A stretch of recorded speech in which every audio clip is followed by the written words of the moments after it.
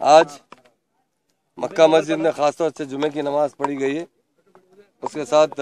2 رکعت شکرانہ نماز پڑھی گئی ہے۔ خاص طور سے اللہ تعالیٰ سے دعا کی گئی ہے کہ اللہ تعالیٰ آنے والے وقت میں بھی ہمارے تلنگانہ میں امن قائم ہو اور ترقی ہو، کیونکہ تلنگانہ بننے کے بعد ہندوستان میں پہلی اسٹیٹ ہے تلنگانہ اسٹیٹ، نئی اسٹیٹ بننے کے بعد بہت تیزی سے ترقی کر رہی ہے، اور امن ہندوستان میں شاید سب سے زیادہ امن ہے تو تلنگانہ اسٹیٹ کے اندر ہے۔ اور آج مجھے